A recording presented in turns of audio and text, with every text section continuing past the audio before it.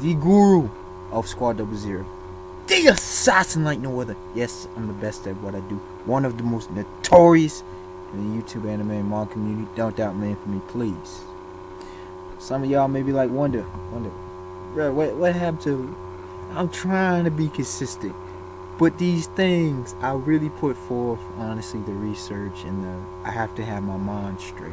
I don't want to make a bad presentation, so to say. Okay, I want to keep it straight up analytical for the people, but it's all good in the hood. Now, this deathmatch is very fitting and proper because of the time in the past. Woo! This winter, man, has been cold as a mug.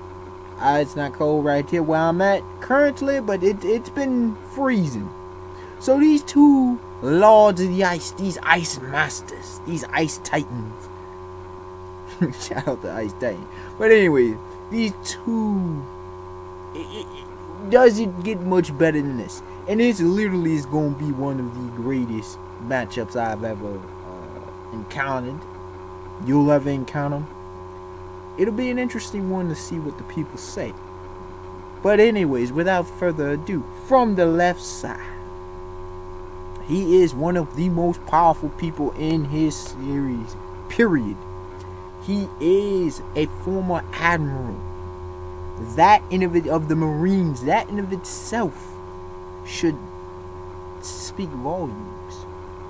Not only that, this man, it's all been casual so far. He in fact was able to battle another 10 days straight with another admiral. He is the one, the only Iceman himself. Literally, he is ice. Former Admiral Aokiji Kuzan. And from the right side, someone who should need an introduction. This man literally is Iceman. This man is one of the most powerful mutants, as confirmed from multiple sources. Multiple powerful and reputable sources. Okay? His ability is so untapped, his potential is so untapped, because if it were tapped into, he's a massive global threat. He is one of the original X-Men, one of the original 4 to 5 X-Men. None other than Iceman Bobby Drake. Let us begin. Yo, Aokiji versus Bobby Drake. Iceman versus Aokiji. The blue pheasant versus the Iceman himself. Man, this is a great one. I had to do this one. Come on. The two best ice users that I know of. It had to go at it. They had to go at it. So, as I always do, if you are not familiar, if you are, you know what's coming. I break it down into 3 categories. Under each category, there are a few different subcategories. Beginning, as I always do, with the attack category. Under the attack category, it is physical strength, combat speed, which is not the same as transit/travel speed, techniques, and destructive capacity/power. Now, with the physical strength, Aokiji's no joke. This is he, along with Admiral Akainu Sakazuki and Admiral Kizaru Bolsolino, were able to physically stop Whitebeard's quake. It wasn't a quake punch, but it was a quake. And that in of itself is a testament to raw physical power. I mean, seriously. This dude's big, he's strong. Even though he looks kind of skinny, he's big and strong. Okay, don't get it twisted. This dude is about that life when it comes to lifting. But how much can he really throw down physically?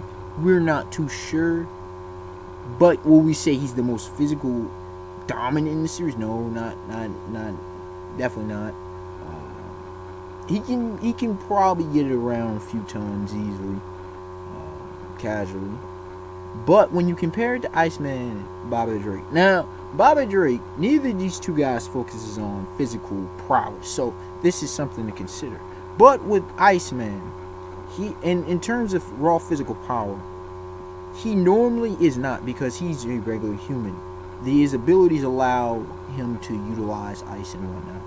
But because he can produce ice, on the magnitude of it augmenting his strength, it's not only that he himself produces ice, but he can also utilize the moisture in the atmosphere around him. So because of his, which I'll explain in greater depth later, because of his mutation, he's able to freeze the area around him. And because of that, he can add moisture and it can build him into a super being. Not unquote super being, but literally a colossal being, a giant. So because of that giant augmentation, I have to give a physical category to Iceman. That's 1 point for Iceman. Now when it comes to combat speed, neither of these two guys focuses so much on speed, so to say. Okay, each of their fighting styles is a bit different, but they don't focus a lot on speed attacks because their ice is so dominant. When it comes to Kizaru, too many. I'm thinking too much in One Piece. Excuse me. When it comes to Aokiji ain't no slouch on speed either. When it comes down to it, we've seen this dude blitz around large areas. Okay, we've seen that when it comes to actually fighting, he seems to be faster than even Kizaru. Not when it comes to movement, because Kizaru is a light man. But when it comes to actual, he's quick. He's very quick. And his ice is quick as hell as well. So that's no joke. When it comes to Iceman, he uses, he can construct various ice structures. Okay, and like for example, an ice slide, an ice ladder, and whatnot. And I'll get more into that in a bit. But he can use these to be able to move. He can also vaporize himself, pretty much become steam and move that way. He can move through ice and whatnot. But he's not a speedster. It's what it comes down to. He's never been known to be one of the fastest of the X-Men, to my knowledge anyway. So when I take into consideration those different factors, I have to give the edge to Aokiji when it comes to speed. Considering he can combat Kizaru, okay, that's no joke. And considering that and even though it was pre-Gear Secondo, he pretty much was just too fast for Luffy. And Luffy was no joke physically in his basic state. So it's tied up one apiece. When it comes to techniques, Aokiji, he's got ice time. Pretty much he can freeze you, he can let the ice seep in, it freezes you if it touches you. If he touches you, he freezes you. One touch can pretty much freeze at least a large part of the ocean, and from the horizon easily. He's made it to where he can freeze island to island, okay, pretty much instantaneously. He has both observation hockey and armless hockey. We are not confirmed whether he has conqueror hockey at this time. He also is an Iceman. Because of his Logia ability, he pretty much becomes ice itself, and he's pretty much intangible to the normal touch. If you break it, he'll be straight. I'm trying to think of all of his abilities. He can create various weapons with his, like for example an ice spear, with his ice production. He is ice itself as well as produces ice. Anything else? That's the main gist of what he is about. And when it comes to Iceman Bobby Drake, his mutation allows that his body slows down it's the movement of the cells, and allows him to not be affected by colder temperatures. He can produce ice to the point of, at least it's been showcased in this, with the assistance of the Human Torch, to absolute zero. Now, can he himself do that? It's still subject to be seen. Not only that, can he produce? He, like I mentioned, can become steam. He can become one with the water. Okay, he can. I'm trying to remember all of what he can do. He can do a lot actually. Like I mentioned, different ice structures, pillars, ladders, slides. You understand that in those manner. He can also have ice augmentum, like for example, ice spice. Not to mention, he's normally human and he puts ice around him, but he can become with what's called a second mutation. He can become ice itself, different from Aokiji though, and he can resprout from that. All he needs is a little bit of ice and he's good. His head can get off and he can, only be a head left and he can regrow his body. Okay. Anything else? He can control the area around him immediately and use this moisture to produce ice. Pretty much the gist of it for the most part. So when it comes to techniques, it's pretty close. It's pretty much on par. They're pretty much equal. So we move on. When it comes to power, destructive capacity, Aokiji's been showcased to, like I mentioned, easily island ice level. We've seen one half of the island Punk Hazard in his battle with Akainu over the time scale. They reshaped the entire island, including the atmosphere. One side was fire because of the magma, and the other side was ice, and I mean complete ice. We're talking about mountain ranges being able to be formed and whatnot. Okay, and we've also seen that pretty much instantaneously he froze a tidal wave, a tsunami. Okay, he's no joke. But when it comes to Bobby Drake, here's the thing about him: he restrains himself a boatload. Okay, he restrains himself and continues to restrain. But pretty much he's a global threat. He's a global threat. If he went all out, he possibly can freeze over the entire planet. And because of that massive range, that I'm not certain that Aokiji approaches, gotta give it to Bobby Drake. So 2-1 Bobby Drake in terms of the attack category. Now, move on to the defense category. Under defense, we have reaction time, durability, stamina, and agility. When it comes to reaction time, it should be clear it's Aokiji. Aokiji not only just his observation eye, but this dude's keen senses, as well as the way he fights. He's somewhat stationary often, because unless he's forced to be on the move. But he can react very well, because that which allows him to be stationary and utilize his ice powers to the max. When it comes to Bobby Drake takes hits. Okay, but it's clear as day. I'm not saying Aokiji can't take hits, but Bobby Drake be taking hits. He be tanking hits. It's good that he's ice. I'm not saying his reaction time is trash, but it doesn't compete when it comes to Aokiji. So it's a clear one to Aokiji. In terms of durability, this is very interesting. It's hard to say. I would argue that they're both even, and here's why. When you go Aokiji, not only is he ice itself because of his Logi ability, but this dude as an admiral is no joke. These dudes are tanks. If you're an admiral, you're a tank. It's simple as that. From what's been showcased in the manga, you are a tank. When it comes, now certain admirals may be more durable than the others, but it is what it is. You're still a tank. When it comes to Iceman, because of his second mutation. If it wasn't for a second mutation, I would give the edge to Aokiji. But this second mutation allows for Bobby Drake to become ice itself. And like I said, he's been pretty much just a head and has regrown his body. That is hacks. Ladies and gentlemen, that is what we call hacks. Okay? Regeneration. He can lose limbs, regenerate. It's no joke. This dude can take blows and be good. Remember I told you his reaction time ain't the greatest, but this dude has tanked some serious blows.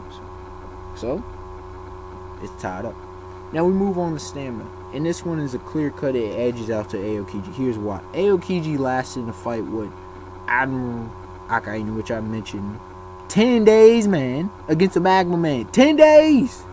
10 days! While Bobby Drake generally only has a 5-hour limit because it becomes a mental strain on his mind. Here's the thing though, we don't know how much, because of the second mutation, how much Bobby Drake can outlast. Now, he is converted back to where he can go in and out of ice. He's no longer held in that ice state. But at the same point, he can utilize the second mutation, excuse me. But again, he has shown no feats of stamina anywhere near 10 days.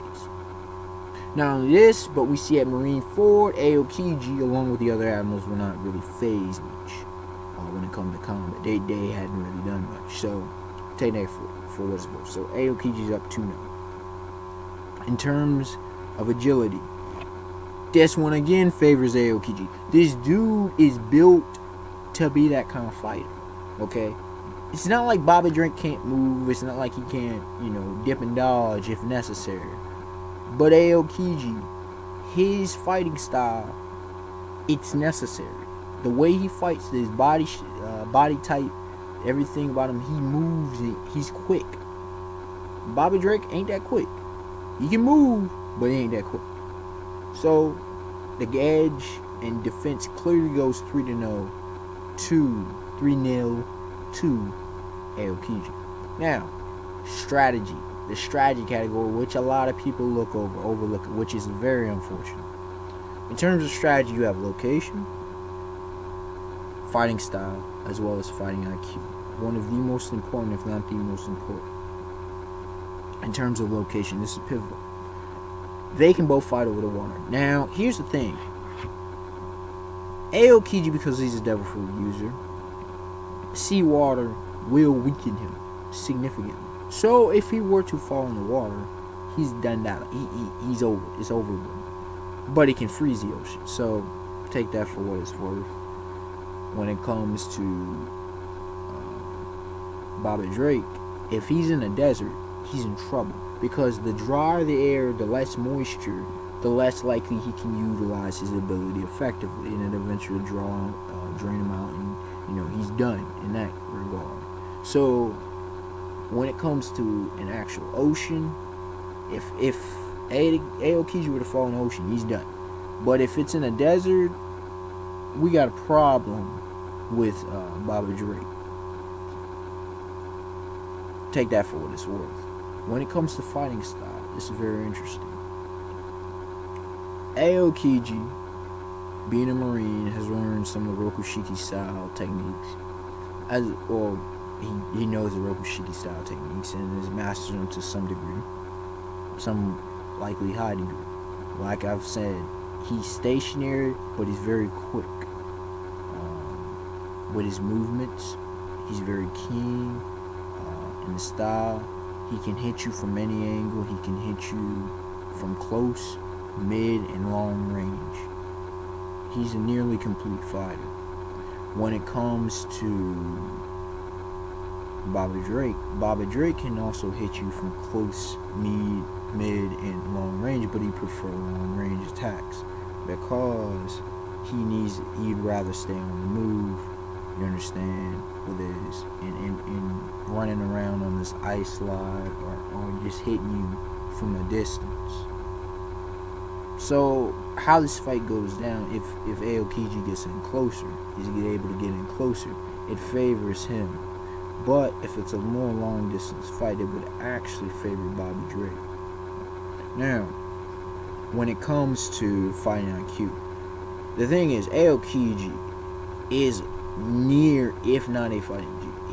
He has a super high fighting IQ. I mean, super high. Don't let his lazy nature fool you, his lazy personality. Don't let that fool you. When it comes to combat, this dude is no joke. He gets things done. It's the exact opposite of, and he gets it done efficiently. The exact opposite of how he normally is. Okay, this dude has showcased beautiful usage of location, beautiful usage of his ability, beautiful usage of his opponent's weaknesses to his advantage. Now, when it comes to Bobby Drake isn't the most intelligent, but he's no joke. He's basic, but in his simplicity, he's mastered his simplicity. You also have to give him credit for the fact that he's completely aware of how powerful he is and consciously, consistently holds back. Now, people would try to make a comparison to Superman, but here's the difference between Bobby Drake and Superman. Bobby Drake's whole ability and its usage is mental. While it is his natural mutation, his complete usage, unlike Superman, which is physical, Bobby Drake is mental. So his mental guard has to be up there. Both of these dudes have massive experience when it comes to combat. Bobby Drake's been in so many situations with a team, as well as he's been solo dolo. So overall, how do I see this fight? When I look at it, both sides have reasonable things. When you look at the attack, Bobby Drake favors. He's built for offensive firepower. He's built for an offensive style. Okay, I mentioned constantly on the move. He's built to beat you quickly. When it comes to Aokiji is a balance fighter. He has beautiful defense. I mean, excellent defense, but he can also pound you away offensively. But here's the thing. When I look at them, and I look at the way that they fight, and the way they clash, and I don't think this is going to be a drawn-out battle, but it ain't going to be as long as people think. I think it's going to be a few hours. I think they're both dead. This is the first time I've seen this in a death match. They both die. When I look at both fighters and the way that they fight, not just because they're ice users, because as you've seen previously, I've squared up people who had the same attribute, elemental attribute, and one came out on top, and usually pretty clearly. But these two, they're too good. They're too good with their abilities. They have special traits to each of them, and it's hard to hell to kill them. And neither of them would back down until the either is dead. So they're both dead. That's my conclusion. What is yours? Unexpected one to like, comment, subscribe, and these are my thoughts. And once again, tell me yours. Till next time, y'all. Have a beautiful day, beautiful night. Peace, man. The next one is gonna be flaming hot.